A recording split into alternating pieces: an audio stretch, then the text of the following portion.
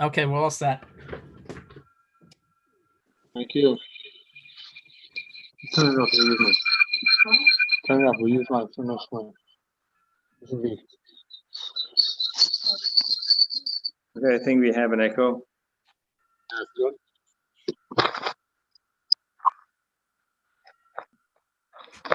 Okay. Good evening, everyone. I think we should start with the Pledge of Allegiance, and then I have some opening statements, and we can start with the program. All rise. I pledge allegiance to the flag of the United States of America, I pledge allegiance to the United States of America, and to the republic for which it and stands, to one nation under God, one nation under God, indivisible, with liberty and justice for all. this war.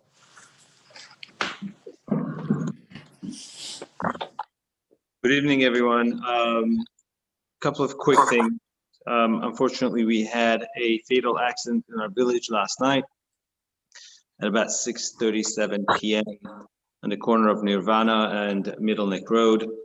It's a tragic event that happened while a gentleman was crossing Nirvana going southbound, apparently on the crosswalk, and a school bus which was turning left going northbound, turning left into Nirvana, unfortunately did not see the gentleman, and there was a fatal accident.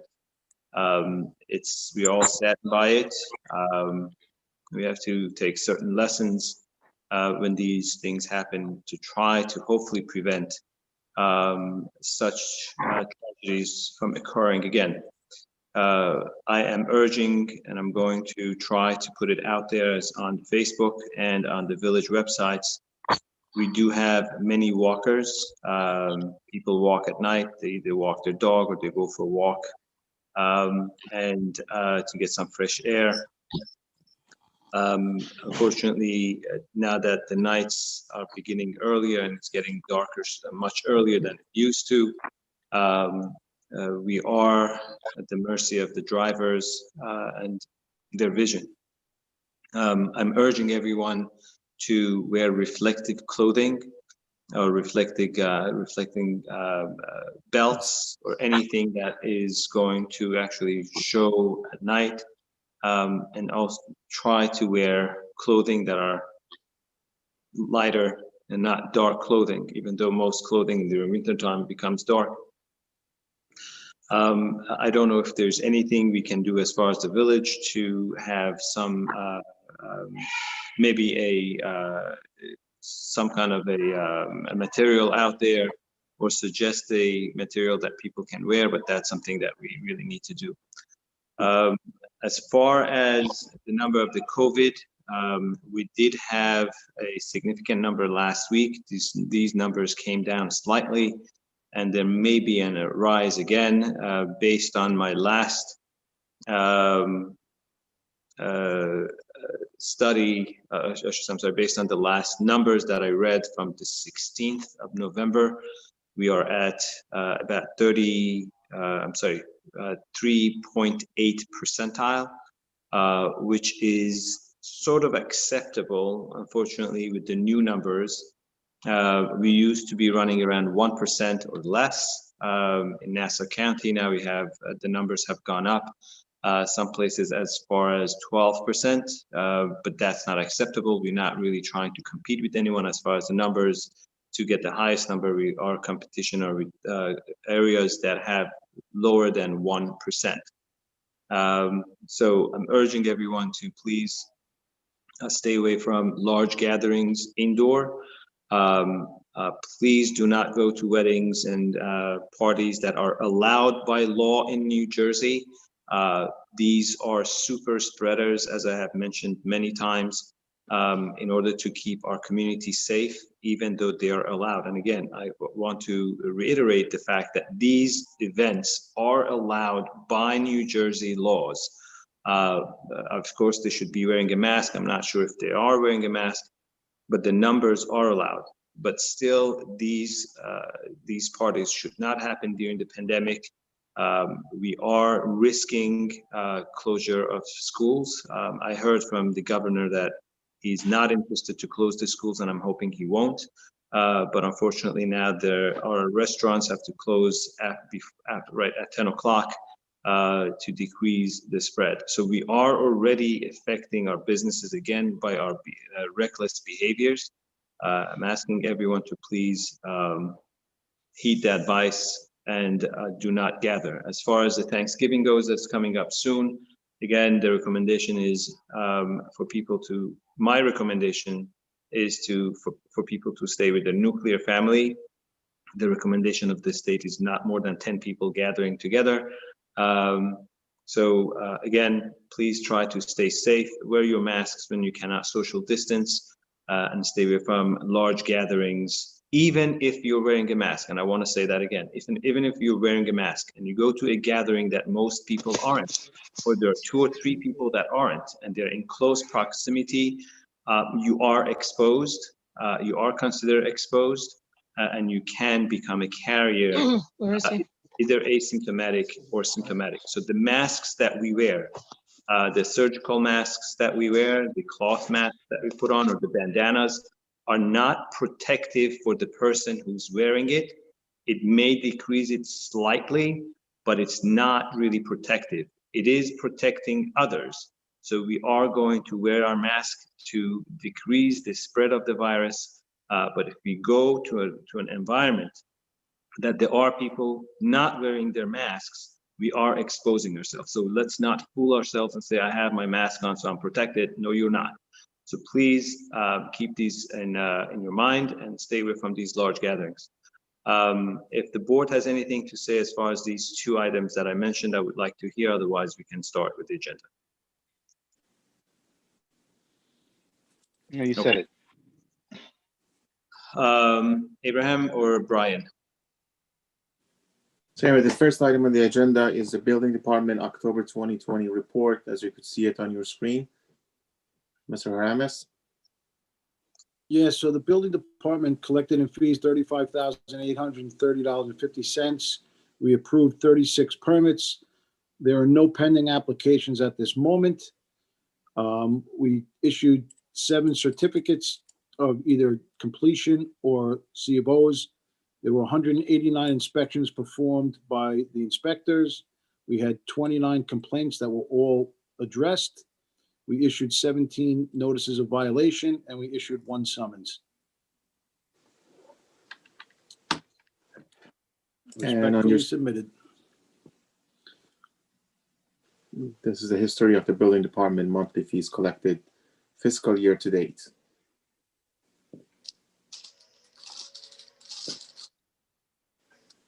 By the way, the building department, as we discussed, is aware that if there are any irregularities in the public places, as far as large gatherings that are not acceptable by the state, they are allowed to enter and give notification and possible summons as well.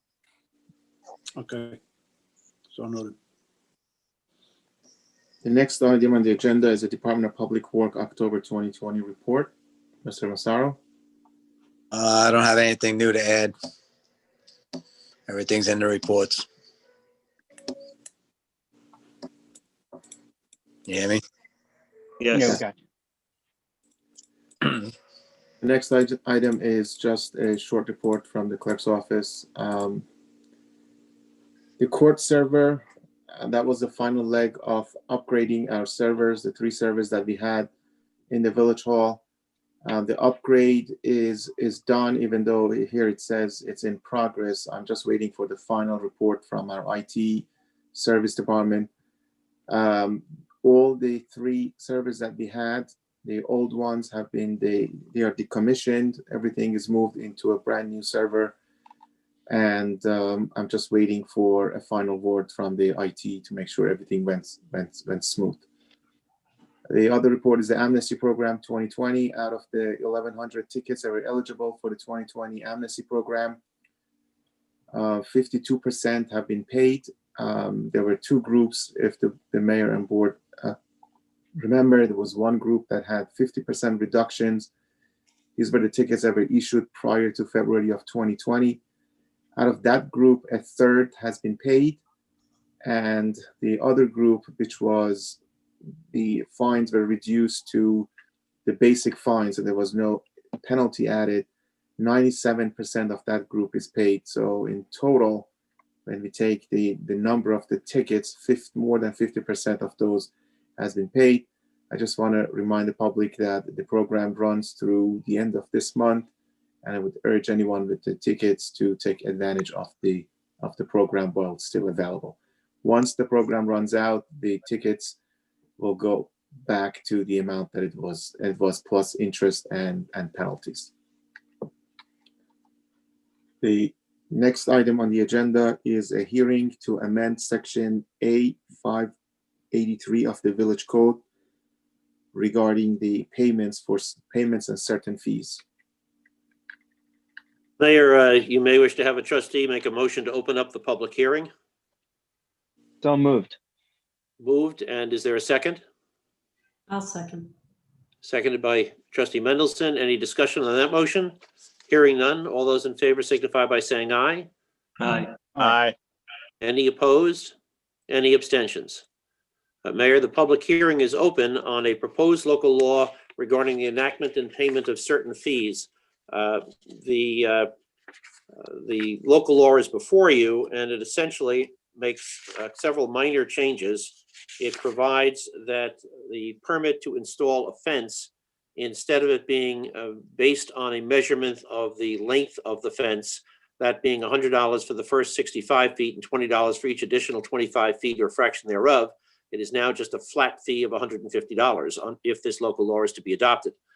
Similarly, for a certificate of completion or a certificate of occupation search, when title companies come to the building department, instead of it being $75, it would be $100 for a 1 or 2 family residential search and $200 for a commercial or multifamily search. The next change is that for a permit for an oil tank abandonment or removal, the fee shall be $150 for a 1 or 2 family residence and $250 for all others. That's a new section, not just a change in the fee amount. And finally, there is a new section that is a confirmation of other sections in the code in which the authority of the board to create, alter, abolish, or amend fees may in the future be done by resolution rather than the enactment of an entire new local law. And that, I think, summarizes the provisions of the proposed local law. Does any member of the board or the public wish to speak on the proposed local law? Just one comment. There's also a subsection 12 that is being updated. The registration for the license for plumbers. Yes, for a registration fee in January, it moves from $80 to $100. And for registration other than in January, the fee moves from $130 to $150. A quick question on the oil tanks. Are we still getting a lot of oil tank abandonments? We still get them We do. from time to time. Yeah. Yeah, we have a lot of old houses and not only conversions, but very often when people transfer their houses, when they sell houses, it becomes a title issue, whether or not there's a buried oil tank. Not a title issue so much as an environmental issue. So most attorneys are going to require that the buried oil tanks are abandoned legally before they go to closing. So as people get older and move out and houses change hands, a lot of times these oil tank situations will get resolved. Not every old house has one. You know, a lot of them have above ground oil tanks, meaning that they were in the basement, so not buried. Okay. Mayor, is there any member of the public that wishes to address the matter? We can open it to the public. Brian Anybody, anybody from the public, please just unmute yourself. Just state your name and address for the record, and you can make a statement. Hi, I have something to say. Okay. Not in regard to oil tanks. Is it in regards to this subject that we're talking about? No, is it just going subject to subject? Because it was already discussed. Yes, we'll have public comments at the end of the, after the, at the end of the agenda. Okay. No, but is it regarding anything that we're doing in this public hearing regarding fees? It's regarding the first thing that Mayor Brawl discussed. About the accident, you mean? Yeah, about the accident. Oh, Okay, no, okay. yeah, we'll take those comments at the end of the meeting after the agenda. Right now, we're just going to talk, if anybody has any comments on the proposed local law. Okay, sure. Thank you. Anybody else? Okay, I guess this is not interesting. Okay. Right. Is there a motion to close the public hearing? So moved. No. Seconded by trustee Hope. Any discussion on that motion? Hearing none. All those in favor signify by saying aye. Aye. Aye. Any objections or abstentions? Hearing none, the motion passes unanimously and the public hearing is closed. Does a trustee wish to move adoption of the local law? I do. Moved by trustee Hope, seconded by Sobel. trustee Sobel, Deputy Mayor Sobel. Any discussion on that motion to adopt the local law? Hearing none, all those in favor signify by saying aye. Aye. Aye. Any abstentions or objections? Hearing none, I believe the local law is adopted unanimously. I'll return the agenda now back to Abraham. Next item on the new business is request to allow permitted parking on Stony Run Road. So Stony Run Road is a cul-de-sac off Old Mill Road. I will pull up the map if you allow me just a moment.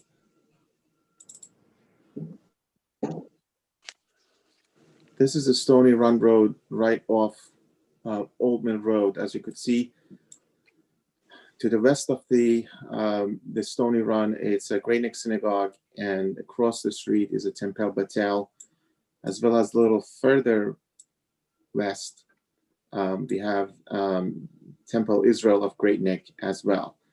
Now there are schools that are run out of all three schools, and currently there is a parking available after 3 o'clock. There's a no parking from 8 in the morning, I believe. It's 9 actually. It's 9 in the morning to 3 in the afternoon.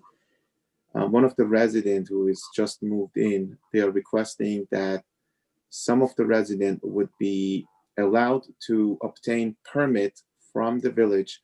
So during 9 through 3 p.m., 9 a.m. through 3 p.m., while there's no parking, they would be allowed to park because they have a hardship finding a parking spot.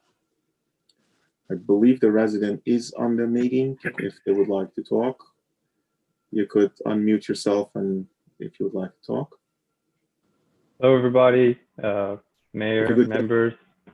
Can everybody hear me? Yes, if you just please state your name and address for the record, please. Sure. My name is Nathaniel Rahimzada. I live now at 3 Stony Run Road.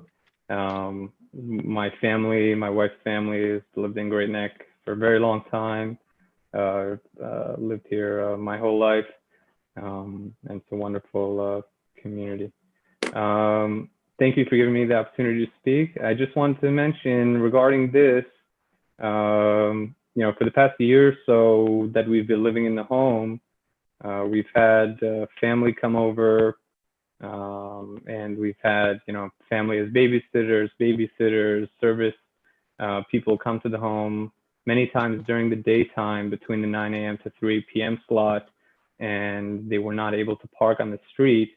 There is street parking on Old Mill Road, although there is no crosswalk for safe crossing to Stony Run Road.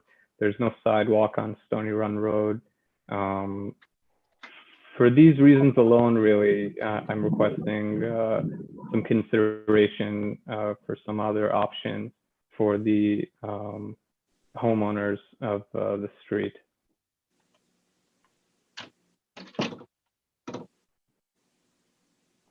That's all. I've never been in one of these before. I don't really know how to end my statement.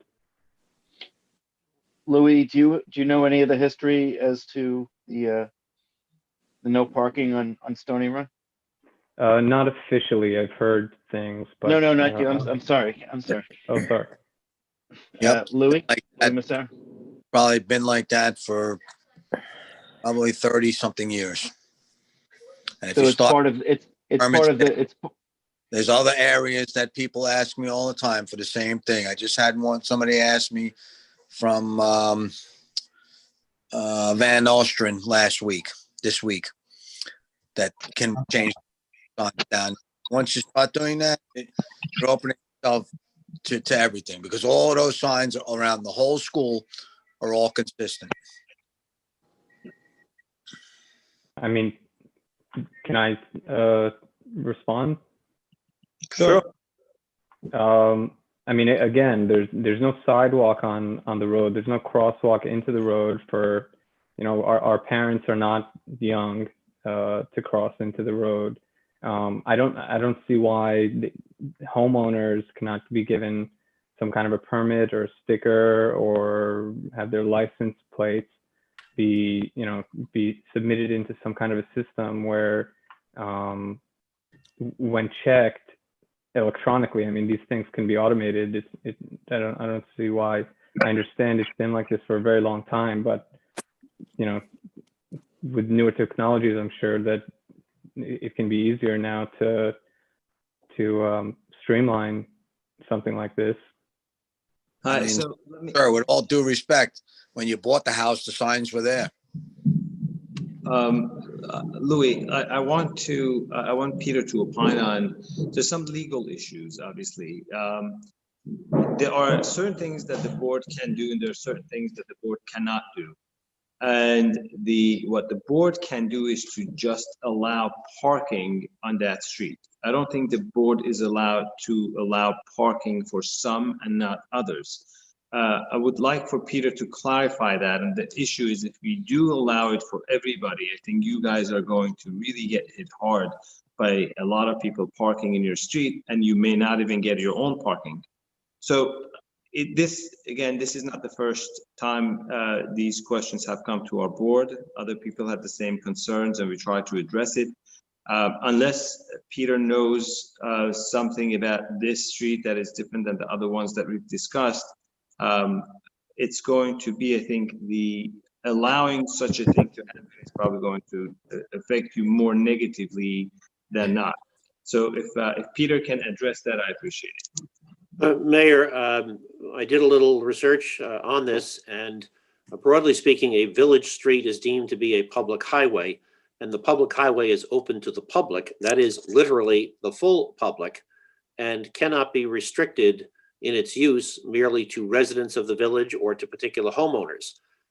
While there are some exceptions to this, for example, if there were construction on a driveway or a disabled person that needed particular kind of vehicle, there are occasional exceptions to the general rule. But the general rule is that public highways cannot be closed off to the non-resident and allowed only for the resident. Therefore, if you were to do away with the no parking, literally the entire public would be eligible to park there. You think park there? High school kids are going to park there? Who's going to park there between 9 and 3? High school kids. They're going to come all the way there? Yes. That you have the power to do. You can determine whether there is parking or no parking on a given street, but you just can't distinguish between residents and non-residents. So can we way if it becomes encumbersome with kids parking there? Say that again? Can we give the street open parking? And if the rest of the neighbors complain that it becomes full of other people parking there during the day, take it away? The other thing you might get, Stephen, is given the proximity to Middle Neck Road, you might get commuters parking on that street to get to the bus to go to the train. You think so? That's another. They can always park on Sands Court if that's the case. Well, I think the issue, though, is also with children who live on that block. There are sometimes minibuses that go down and pick up children. And if there are cars parked on the street, it does make it difficult for minibuses to maneuver around parked cars. You can say that. Well, that's on every block. I mean, Yes, except when you're dealing with a cul-de-sac, you're turning around. I know, but not every cul-de-sac has no parking, does it? Yeah, the one block over is Sands Court. There's only one side of the street is no parking. The other side is parking all day. So you could say one side is parking, the one side is not parking. Not the whole thing is. So Sands Court has parking all day on one side? Side and one side, no parking all day. Is that true? Yeah. And that's one block away towards Middle Neck Road. Right. Stony Run is closer to Polo. Yeah, it's a block away. Yeah, that's. I mean, the whole idea of this, I guess, was to prevent high school students from parking all over the place. Well, now they have a whole lot, so it shouldn't be an issue. Yeah, there's no problem parking for them now. That was 20 years ago problems. That So, guys, to just discuss this in a more quick way. So the question is that the answer to your question, if few people can get permits, is obviously no. The other question would be, if we remove the restriction on one side of the street, is that going to negatively impact the entire street and the people who reside on it? And if the people would like to say that they would like to remove that restriction so they cannot park on the street, again, as applies to the rest of the village, which is there's no parking between, I believe, 2 to 6 a.m. So if they are okay with that, the board may be entertaining, may like to entertain that idea. I mean, I always think of Stony Run and Sands Court as being really, Similar? they're sister streets, and they essentially would be situated exactly the same for our purposes, I think.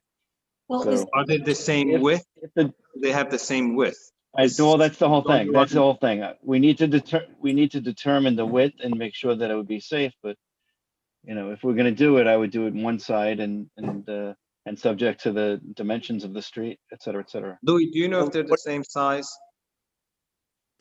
3 o'clock, there's nobody parking on the street there, or there's buses Louis, going down? You're allowed to. I'd like to know the width of the street. A little narrower. Which one is narrower? Stony. Stony Run? Yep. And the other one, Sands Court, those are some new houses over there. That's probably why those signs never went up on that side, because at one time that was just woods on that side. Right. That's been like that for close to 25 years. Right. So the question again is, if it's working out okay for Sands Court, and there's not significant number of cars parking there. There's no parking there, just residents. Right. Then maybe this can work if it's safe for buses and trucks to be able to go in and out safely. Obviously, there's not going to be any parking at the end where the cul-de-sac is, but along the side, I personally don't have an issue with it if it's safe enough for the trucks and buses to go through easily. Oh, Mayor, how did the other neighbor? I'm sorry? School kids not up there, not to bother the residents with their trash. That's why it was put up there, not about school buses or anything like that. Say that again, Steve? The only reason why these signs were put up is because where high school kids may park there and leave their trash and make noise during the day. That's why these signs went up, not because the buses couldn't get through 35 years ago, 40 years ago. And Right. So you can also say 2 hour or 3 hour limit. So this way, no parking between 9 and 3. no. After 3 o'clock, you can park on both sides of the street, and nobody's complaining about a bus or ambulance trying to get down there. No, but this individual is asking parking limitations to be lifted from 9 to 3. Am I correct? And yes, but there's no restrictions after 3 o'clock. I understand, because there are no buses coming after 3 o'clock. But you're There saying are. about the trucks, so that's fine. If that's the case, then trucks can easily get in and get out. Yeah, after 3 o'clock, you can park on both sides, and school buses still come there after 3 o'clock, especially around elementary school kids. I don't know if they go down there. I don't know. That's not the That's issue. true. That's true. That's Yeah, true. school buses come in come pretty late. Yeah. Right. So As we listen, learned. I personally don't have an issue with it, but it has to be open to public, but not just to the resident of that street. If the members of the board don't have an issue really, either we can table it. How do the other neighbors feel about it? Yeah, we Right. need to find out. So either we should table it until next week and then vote on it next week. And then meanwhile, the applicant can actually go and maybe get signatures from the rest. Maybe the rest of the resident would also like to have their at least one side of the street parking allowed from 9 to 3 o'clock. Right. So Mayor, I just want to mention, sorry, what was your name, sir, again? Nathaniel Rahimzada. Nathaniel. So Nathaniel, maybe you want to actually go, I don't know how many people live in that street. Maybe you just want to go around and ask them, get a signature, call them if you have their number, see if you can get their signature and see if they're okay with it. This way we can put it on the agenda for next time. So what I'm proposing to them is a one side open and one side 9 to 3, not both sides either 2 or 3 hour parking. I don't think we're not- going to do 2 or 3 hour parking. Sands Court doesn't have 2 or 3 hour parking, right? There's no limit on parking on Sands. On one side, no parking anytime. The other side, anytime you can park there. Yeah, from 6 a.m. to 3 a.m. No, no, no. Sorry, No, 6 no. a.m. to 2 Sands a.m. Court, Sands Court has one side of the south side of Sands Court is no parking anytime. North side of it, I'm sorry, not north side of it. East. West side, the Right, west right. side. West side there's parking. On east side of Sands Court there's no parking. Anytime. I mean, it is an idea that if you put a timed restriction, that it would eliminate the fact that you would have students or other people parking there to But go. at the and same time, commute. Bart, I think if they're trying to have their babysitter there, it's going to also be extremely difficult for the babysitter to leave and move the car. So I know, but we just can't accommodate everybody.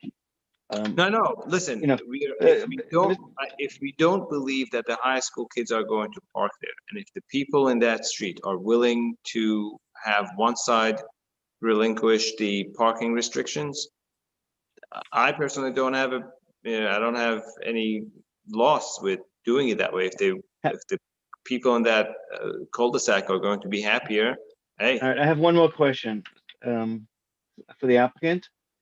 How many cars can fit on your driveway? 2. That's it, a total of 2? Yes, You can, is that back to front or is it side by side? it's back to front. And it's one car width wide? Correct. Okay. I think it's a non-issue because kids, the school has plenty of parking now. 40 years ago, there was a problem. There wasn't enough. And now there isn't a problem. Right. So that's not a non-issue anymore. Kids park. Also, Stony Run is 6 feet narrower than Sands Court. Sands Court is 30. Stony Run is 24 feet wide. Well, Right. what happened at 8 o'clock? You can park on You both what? sides. I'm sorry.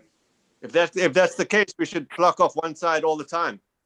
Right. If the question is if they're okay to be parking there after 3 p.m., it means that safety-wise, it's okay for them to be able to park. On So both the sides. question is not safety of fire trucks to be able to get through. It was the high school kids parking. Now that they have a parking closer to their school, the likelihood of them parking there will not be, then we can have two things, either have a 3-hour limit, or we can open one side and just let it be. And hopefully that's going to be sufficient. I think so. So Nathaniel, why don't you just get some info from your neighbors, and then we'll put you back on the agenda next time. Okay, to be clear, I'm asking them if they want one side open or is the 3-hour on the One table, side or open with 3-hour limit, right? oh, it would be one side open with 3-hour limit on that side. Right. So it's either going to be one side open like every other street without a limit, or one side open with 3-hour limit between what is it? 9 and 3. And the other side would have the 9 to 3 restriction remaining. Yes. Okay. And Okay. yes, what's the mechanism for submitting if I'm able to get signatures? Should I fax them to somebody, or? You can email it to me, Nathaniel. Okay. And is there a minimum of signatures you're looking for? If I have 8, I believe there are 8 houses before the cul-de-sac. That's the best. Get 8 or 8. Okay, let's shoot for 8. Okay. All right. Thank you. Very good. Good luck. Thank you. Okay. Next item. So we're tabling this until next week. Sure. Yeah. Next meeting. Meeting, yes, that's fine. Also, just before you move on, just remember, not half a block away is Great Neck Synagogue that hosts the school that some of the faculty might want park in that street. The next item is the extension request by the applicant on 45 Forest Row. Yes. Good evening, Mayor Brawl and members of the Board of Trustees. Andrew Filippazzi of Harris, Bloom and Archer, 445 Broad Hollow Road, Melville, New York. Attorney for the owner, GWT Development LLC, and who is requesting an extension of the building permit. And that's we're requesting a 1-year extension of building permit number 12145 for construction of a new roadway and infrastructure that was stated in a letter by the owner, Mike Nassimi, who is a principal in the ownership LLC and is on the Zoom call tonight. We've been delayed and unable to complete the contemplated work for a multitude of issues beyond our control, including obtaining required Nassau County Health Department and DPW approval, which required extensive review due to the placement of the sewer and utility lines within the roadway, as well as drainage from the roadway onto the newly subdivided lots. As well as Nassau County Planning Commission final subdivision approval, which could not be obtained until final sign off by the other county agencies, including Health Department and DPW. That approval was granted in March of this year, right before the COVID pandemic shut down all the local governments, and filing of the signed map with the Nassau County Clerk, which was done recently. We've only been able to begin construction of the roadway recently, and in doing so have encountered further delays during the construction concerning the installation of the sewer line by the Great Neck Water Pollution Control District, which again has been delayed by obtaining all the approvals, as well as reinspection of the roadway by the Village Building Department for drainage that has resulted in stop work orders being issued. We're requesting the Board of Trustees does not impose a fee for this extension request. The board may grant extensions of building permits without imposing a fee as permitted by sections 237(9)A and section A58329 of the Village Code. Due to all the reasons mentioned and the unique circumstances which we are in, a 1-year extension of the building permit and a waiver of fees for the extension is warranted and requested from this board.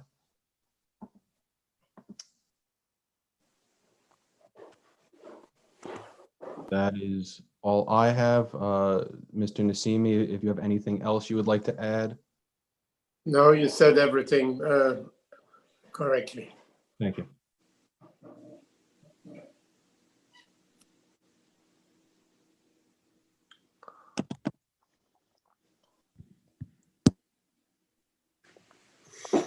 Anyone of the member of the board has a comment?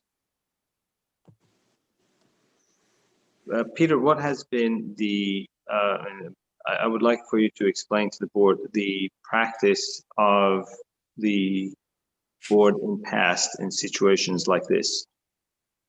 Yes, Mayor. Is my voice being heard? I'm having some trouble with the mute button. Okay, thank you. The code does permit the village board to waive fees.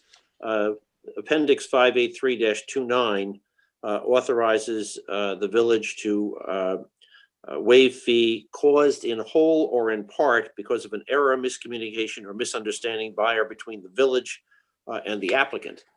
I'm not clear that that circumstance applies here.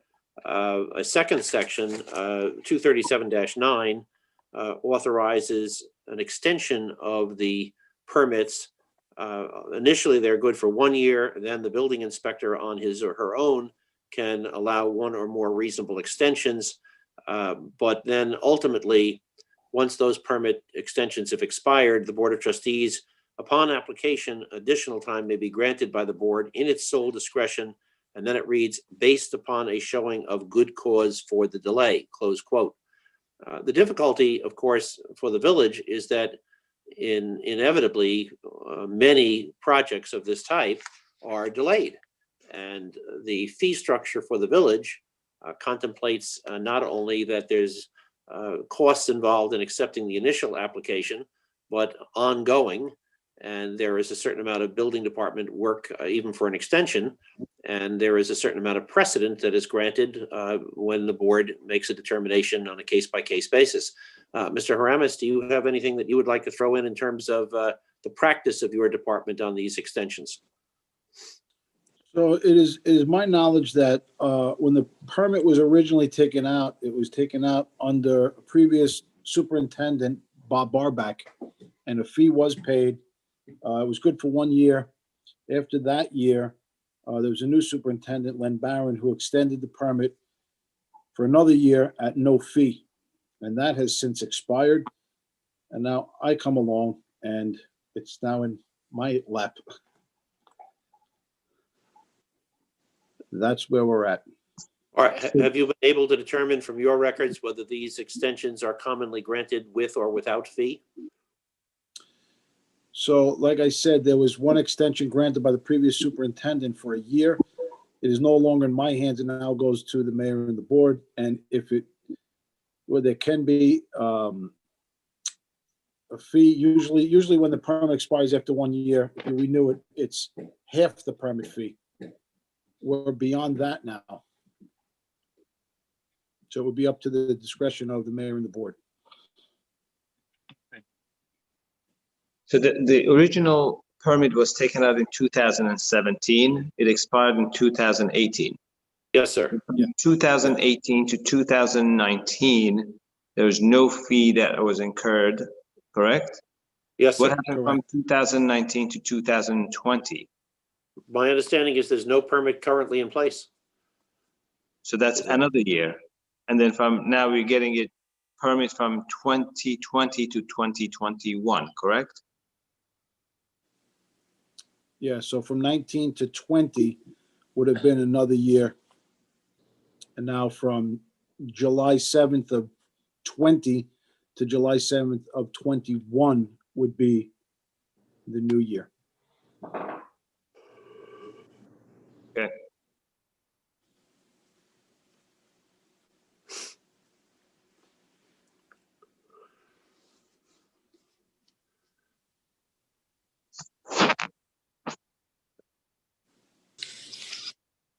I would like to get an advice of counsel on this, please. Very good, sir. Brian? Give me 1 second here to pause our video.